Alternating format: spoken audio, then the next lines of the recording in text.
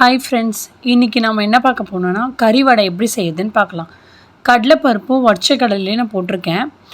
ஃபுல்லாகவே கடலைப்பருப்பே போடலாம். ஆனால் நான் ரொம்ப சாஃப்டாக வரணும்னா அதில் கொஞ்சம் உடச்ச கடலை சேர்த்துக்கிட்டிங்கன்னா நல்லாயிருக்கும். அதுக்கப்புறம் நீங்கள் ஊற வைக்கும் போதே பெருங்காயம் போட்டுக்கோங்க. இப்போ நான் ஃபுட் ப்ராசஸரில் ஆனியன், கருவேப்பிலை, கொத்தமல்லி எல்லாம் போட்டு மொத்தமாக கிரைண்ட் பண்ணி எடுத்துக்க போகிறேன். ஃபுட் ப்ராசஸர் இருக்கிறதால ரொம்ப ஈஸி, நம்மளுக்கு ஒரு 2 மினிட்ஸ்லேயே கட் ஆகிடுது. இது ஒரு தனி வீடியோவை நான் உங்களுக்கு ஷேர் பண்ணுறேன். இப்போ ஊற வச்சுருக்கோம்ல, நம்ம இப்போ ஈவினிங் செய்யணுன்னா நீங்கள் மதியானம் கூட ஊற வச்சுக்கலாம். அது கூட நீங்கள் 4 பூண்டு சேர்த்துக்கோங்க.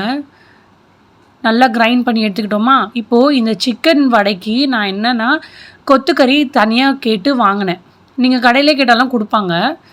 வெங்காயம், அந்த கருவேப்பிலை, கொத்தமல்லி, அதுக்கப்புறம் நம்ம கிரைண்ட் பண்ணி எடுத்துக்கிறது, வெறும் மிளகாத்தூள், உப்பு, எண்ணெய், இது மட்டும் போடுங்க. பச்சை மிளகா போடல, சின்ன பசங்க சாப்பிட்ணும், வாயில் மடிச்சுன்னா கத்துங்க, அதனால் நான் அதை போடல. சின்ன சின்னதாக தட்டி எடுத்துக்கோங்க. இது கறின்றதால நீங்கள் கொஞ்சம் ஸ்லிம்மில் வச்சிங்கன்னா நல்லா வெந்துடும். அப்படி இல்லைன்னா ஃபுல்லாக அப்படியே ப்ரௌன் கலர் மாதிரி தெரியும். பட் ஆனால் டேஸ்ட் ரொம்ப நல்லாயிருக்கும். இதிலே சிக்கன் வடை செய்யலாம், ப்ரான் வடை செய்யலாம். ப்ரான் வடை நான் இன்னொரு நாள் போடுறேன். அதுக்கப்புறம் ஃபுட் ப்ராசஸர்தும் ஒரு ஃபுல் வீடியோ நான் உங்களுக்கு ஷேர் பண்ணுறேன்.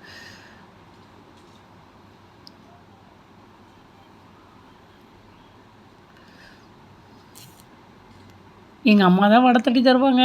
எனக்கு அது தெரியாது. இதான் ஃபஸ்ட் டைம் செய்கிறேன்.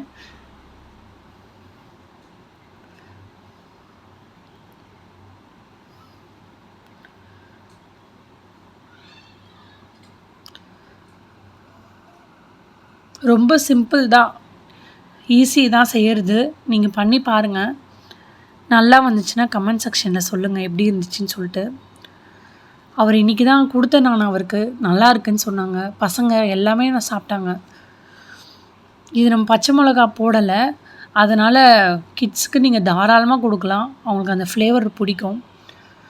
தேங்க்யூ. அடுத்த வீடியோவில் பார்க்கலாம்.